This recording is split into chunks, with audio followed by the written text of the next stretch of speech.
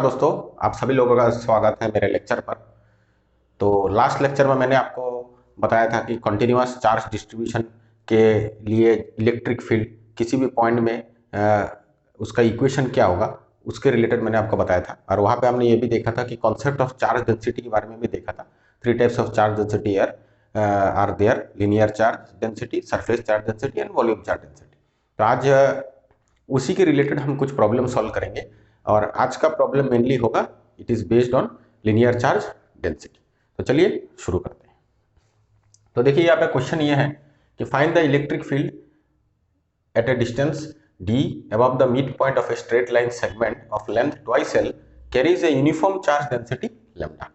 ठीक है, यहाँ पे है कि मुझे ये मैंने पिक्चर ड्रॉ कर रखा है कि मेरा लाइन सेगमेंट जो है उसका लेंथ ट्वाइस एल है। ये वो हो गया उस लाइन का मिड पॉइंट, और इस मिड पॉइंट से ठीक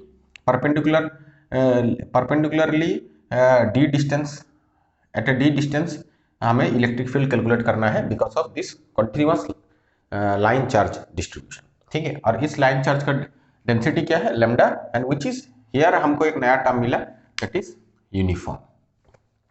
तो लास्ट लेक्चर में मैंने आपको बताया ही है कि कैसे हम कंटिन्यूअस चार्ज डिस्ट्रीब्यूशन के लिए इलेक्ट्रिक फील्ड का इक्वेशन हम लिखते हैं, क्योंकि कंटिन्यूअस चार्ज डिस्ट्रीब्यूशन के लिए आप कॉलम्स लॉ डायरेक्टली अप्लाई नहीं कर सकते। तो उस केस में हम क्या करते हैं, जो भी रीजन आप कंसीडर करते हैं, वॉल्यूम हो, सरफेस हो या लाइन हो, उसको हम नंबर ऑफ इंटरवल्स में, सब इंटरवल्स में हम पार्टीशन कर देते हैं, सच दैट कि अगर हम इसको पार्टीशन करें, सपोज यहाँ पे अगर मैं कोई भी स्मॉल पार्टीशन चूज करूं और इसका लेंथ होगा अगर dl, तो इस लेंथ में जो भी अमाउंट ऑफ चार्ज रहेगा we can consider it as a point charge, and then हम कॉलम्स लॉ अप्लाई कर सकते हैं। और साथ ही साथ उसके बाद सुपरपोजिशन यूज करके पूरे लाइन के लिए हम कैलकुलेट कर पाएंगे, जो जिसका आंसर होगा इस पॉइंट में जो इलेक्ट्रिक फील्ड होगा that will be A integral.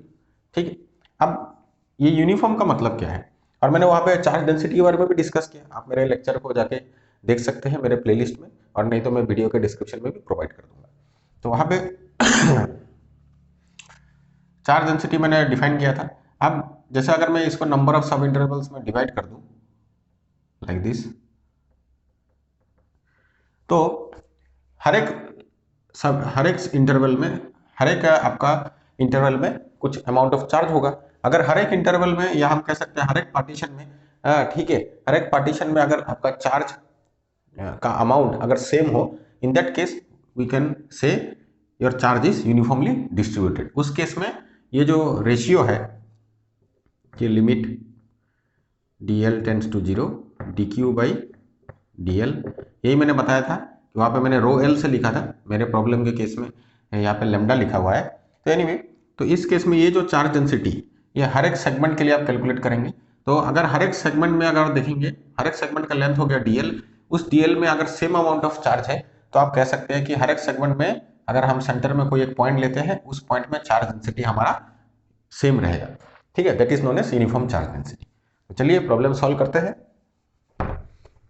और नॉन यूनिफॉर्म का मतलब, साथ ही साथ मैं आपको नॉन यूनिफॉर्म के बारे में बता देता हूँ। नॉन यूनिफॉर्म मतलब अगर हर एक सेगमेंट में आपका चार्ज सेम ना हो, तो उस केस में डेंसिटी भी आपकी सेम नहीं होगी। That means in this case की density will be a function of the length along the line. चलिए इस प्रॉब्लम को सॉल्व करते हैं। देखिए,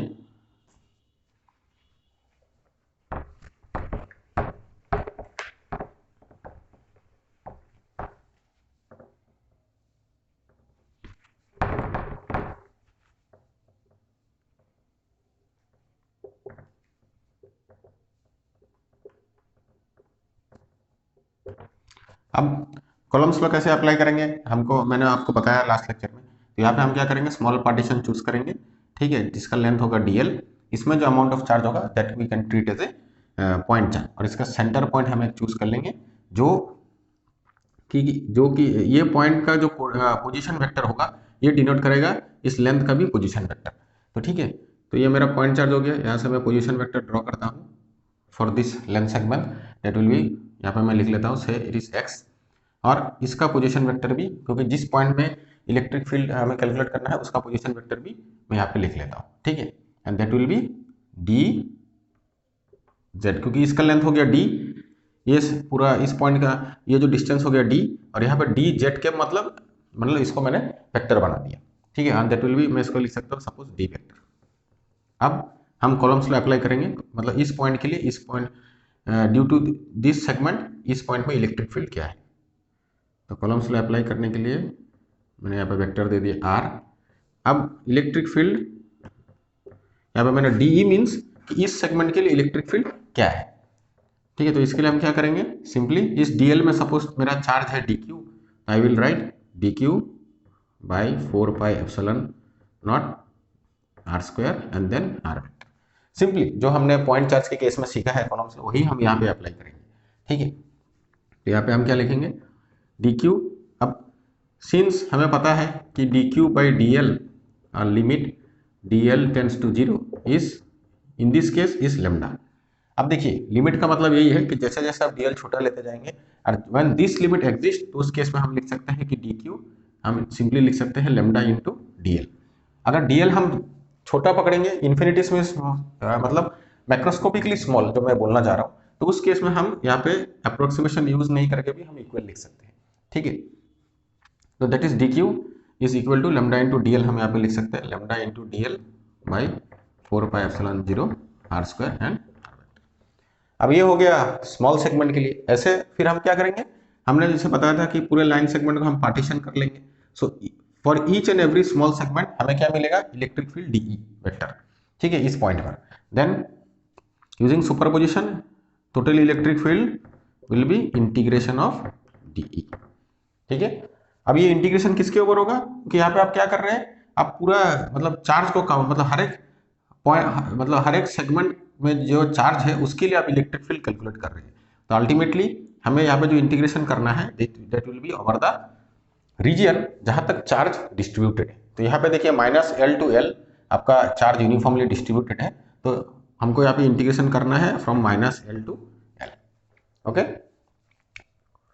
तो अभी हम पहले डी को थोड़ा सा हम सॉल्व करते हैं, फिर उसके बाद हम इलेक्ट्रिक फील्ड ई में आएंगे।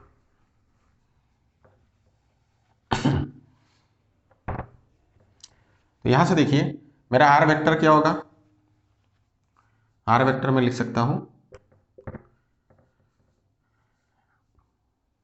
आर वेक्टर के लिए अब हमेशा एक जनरल रूल याद रखिए, जो मैं हमेशा याद रखता हूं, मेरे लिए सुविधा होता है, जैसे आर माइनस आर प्राइम। ये आर मीन्स यहाँ पे देखिए मैंने आर मेरा डायग्राम में है नहीं, लेकिन मैं ये आर को मैं क्या चूज करता हूँ, it is a position vector of the observation point, मतलब जहां पे आप इलेक्ट्रिक फील्ड कैलकुलेट करेंगे। And R prime, prime coordinate से जो भी मैं यूज करता हूँ दैट इज फॉर की सोर्स कोऑर्डिनेट, मतलब जिसके कारण हमें इलेक्ट्रिक फील्ड कैलकुलेट करना है। तो यहाँ पे देखिए R will be this vector and R prime will be my X vector. ठीक है, ये जो मैंने एक्स लिखा था यहाँ पे, दैट एक्स वेक्टर जो इस डीएल सेगमेंट का पोजीशन वेक्टर डिनोट कर रहा है। तो मैं लिखूंगा d vector minus x vector. ठीक है, और अल्टीमेटली डी को लिख सकता हूँ डी जेड कैप, और एक्स को मैं लिख सकता हूँ x unit vector. This cap means these are unit vector.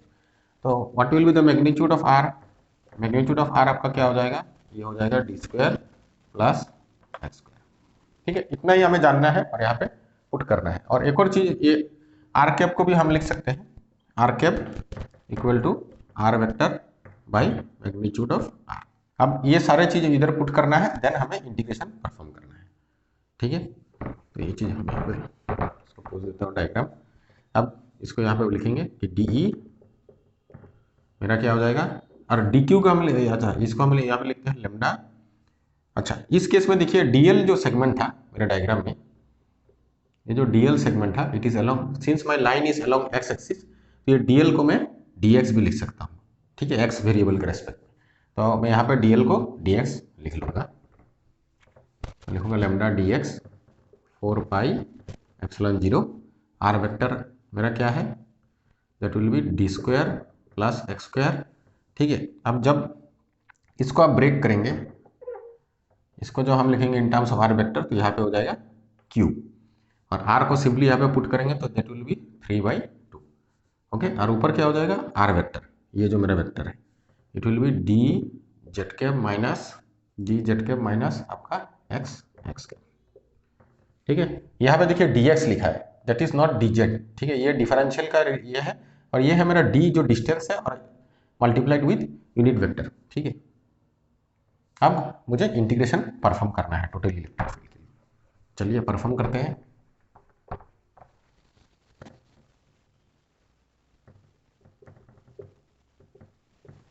It will be total electric field at point जहाँ पे हम कैलकुलेट करना चाहते हैं। तो यहाँ पे क्या हो जाएगा, माइनस एल टू एल, ठीक है, lambda D x,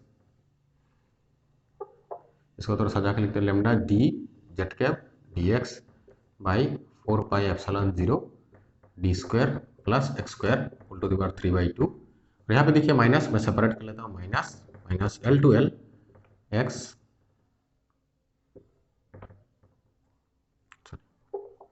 lambda by 4πε0 d square plus x square whole to the power 3/2 x x cap d x. ठीक है, अब यहाँ पे देखिए ये अभी हमें इंटीग्रेशन अलग अलग करके परफॉर्म करना है। यहाँ पे जो इंटीग्रेशन है ये हमारा जीरो हो जाएगा, क्योंकि ये जो आपका अंदर का जो ये जो इंटीग्रेंड है ये dx को छोड़ के, ठीक है, this will be an odd function. ठीक है, और हमें ये पता है, आप मेरे डेफिनेट इंटीग्रल के प्रॉपर्टीज के लेक्चर को जाकर देख सकते हो, वहाँ पे मैंने बताया कि minus l to L F of x D x is zero if F of x is odd function. तो इस केस में देखिए D square plus x square, ये फंक्शन आपका इन terms of x it is an even function, लेकिन यहाँ पे एक एक्स है, उसके कारण ये अंदर का फंक्शन मेरे लिए, ठीक है, मेरे लिए ऑड फंक्शन हो जाता है। और लेमडा मैंने यहाँ पे मेरे क्वेश्चन में लेमडा है uniform, that means constant, lambda is not a function of x here. ठीक है, lambda does not very with x, तो इस केस में लेमडा मैं बाहर मतलब लेमडा इज कांस्टेंट। ठीक है, तो ये जो टर्म है ये term goes out, it will become zero. अब मेरे को इंटीग्रेशन करना है इस पार्ट का। ठीक है,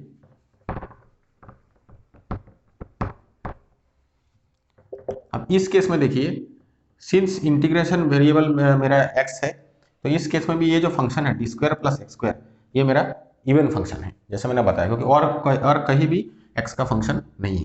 तो इस केस में इवन फंक्शन हो तो सच टाइप ऑफ इंटीग्रेशन ये हो जाता है 0 to L2। ठीक है, इन दिस केस हम ऐसा लिख सकते हैं इन केस ऑफ इवन फंक्शन, यहाँ पे भी हम ऐसा लिखेंगे, इट विल बी 2, और मैं कांस्टेंट सब बाहर निकल लेता हूँ, lambda d by 4πε0 0 to L and it will be dx by d square plus x square whole to the power 3/2। ठीक है, अब इसको कैसे सॉल्व करेंगे? इसको सॉल्व करने के लिए हमें सब्स्टिट्यूशन मेथड के बारे में जानना जरूरी है, और जो आप लोग जानते हैं और नहीं जानते हैं तो आप मेरे लेक्चर में भी जाके देख सकते हैं। तो यहाँ पे देखिए x इक्वल टू, अगर मैं सब्स्टिट्यूट करूंगा, सपोज x इक्वल टू आप डी टेन थीटा चूज करिए, then you can simply do, यहाँ पे अगर सब्स्टिट्यूट करें तो इस केस में dx हो जाएगा मेरा डी थीटा, और यहाँ पे अगर मैं पुट करूं तो मुझे क्या मिल जाएगा, dx will be D sec square theta D theta, और यहाँ पे हो जाएगा D square plus D square tan theta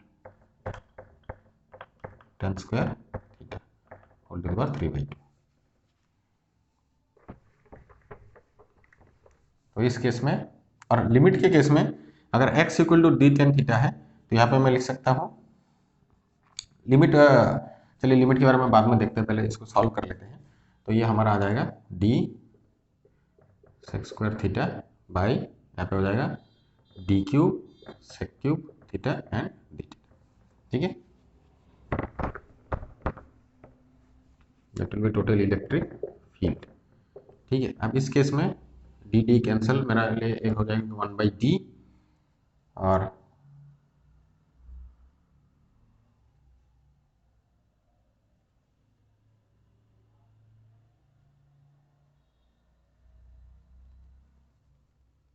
one by D, यहाँ पे d है, अच्छा सॉरी, यहाँ पे 1/d स्क्वायर, और since here is one d is there, इसको लिखना मैं भूल गया, इसको यहाँ पे लिखना है 2 लैम्डा d, ये कांस्टेंट टर्म इधर आपका रहे, दिस विल बी देयर, तो इधर हो जाएगा 2 लैम्डा d बाई 4πε0, यहाँ पे 2 lambda d by 4πε0 epsilon naught. तो ultimately there will be 1/d and यहाँ पे हो जाएगा sec theta means cos theta D theta, ठीक है। और यहाँ पे इंटीग्रेशन हो जाएगा 2 lambda 4 pi epsilon 0 that will be sine theta. अब हमें लिमिट के बारे में बताना है, 0 to L है लिमिट। तो इस केस में क्या करना है हमें,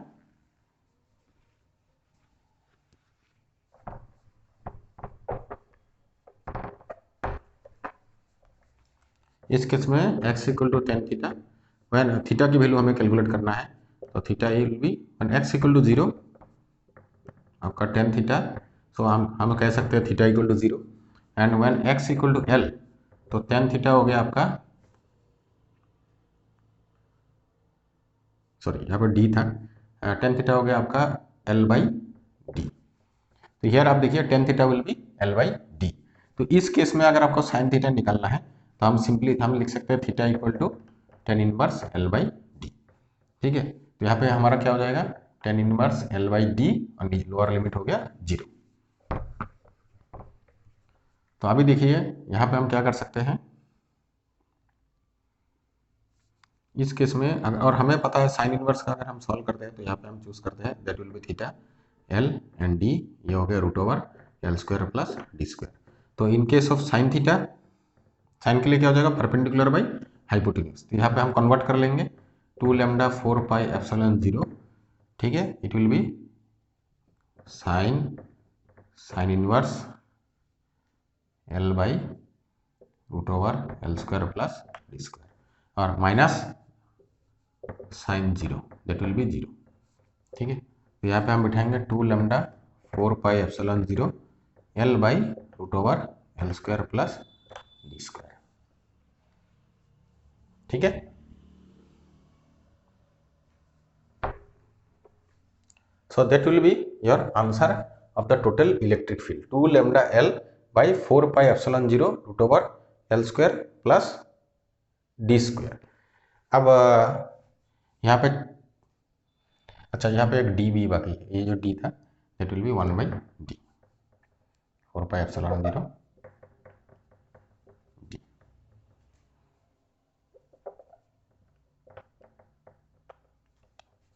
ठीक है। Now this is your answer of the total electric field due to the line of length twice L, जिसमें यूनिफॉर्म चार्ज डेंसिटी है। तो चलिए यहाँ पे एक और अभी देखते हैं कि ये सॉर्ट ऑफ ये जो मेरा आंसर निकला है whether this answer is correct। we can check how कि we can check कि हमें ये पता है कि अगर हम कोई भी चार्ज डिस्ट्रीब्यूशन से बहुत ही दूर अगर हम चले जाए तो उस चार्ज डिस्ट्रीब्यूशन को हम एज अ पॉइंट चार्ज हम कंसीडर कर सकते हैं, जो कि असली में क्लासिकल फिजिक्स में पॉइंट ऑब्जेक्ट का मतलब यही है, ठीक है। तो अभी क्या हो गया, जैसे यहाँ पे जो लाइन लेंथ है L और यहाँ पे देखिए मेरा हो गया डिस्टेंस O और ये D। Now if D is very greater than L, ठीक, D अगर आपका बहुत ज़्यादा बड़ा हो गया L से, तो लेट अस चेक ये इलेक्ट्रिक फील्ड इस मतलब इसके परपेंडिकुलर सेंटर में suppose D is very far, हाँ D आपका बहुत दूर चला गया, तो इस केस में इलेक्ट्रिक फील्ड क्या हो जाएगा, यहाँ पे D इज वेरी ग्रेटर, अगर D बहुत ज़्यादा ग्रेटर होगा then we can neglect L² from here, we can write 2 lambda L by 4 pi epsilon 0 d and that will be d² √d², ठीक है। इस केस में हम लिख सकते हैं कि lambda into twice L by 4 pi epsilon 0 d²।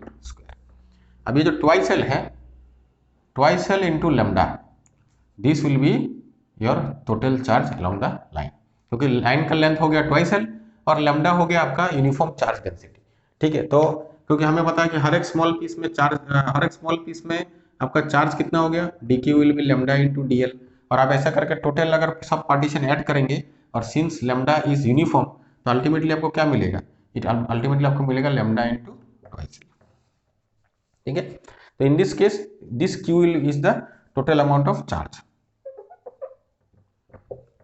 q is the total amount of charge present in this line of length twice L। अब यहाँ पे देखिए तो अल्टीमेटली आपने क्या देखा कि जैसे जैसे आप D very greater than L choose कर रहे हैं, एज इफ अब अगर D बहुत दूर चले जाएंगे इस लाइन सेगमेंट से, तो आप इस लाइन सेगमेंट को एज ए पॉइंट चार्ज देख पाएंगे, जो पॉइंट मतलब एज ए पॉइंट चार्ज देख पाएंगे जो कि सिचुएटेड होगा एट द पॉइंट ओ। देखिए यहाँ पे Q 4πε0 d स्क्वायर, यहाँ पे ओनली मैटर करता है कि ये डिस्टेंस d एंड लाइन का टोटल चार्ज, ना कि लाइन लेंथ। ठीक है, जो मैं हमको हमेशा बताते आ रहा हूँ कि अगर आप कोई भी ग्रुप ऑफ चार्ज या कोई भी डिस्ट्रीब्यूशन ऑफ चार्ज से अगर आप बहुत दूर चले जाएंगे, you can consider the distribution as a point charge. ठीक है, तो आज के लेक्चर में इतना ही। अगर आपको अच्छा लगे तो आप लेक्चर को जरूर देखिए, शेयर करिए और कमेंट करना ना भूलिए। Thanks for watching.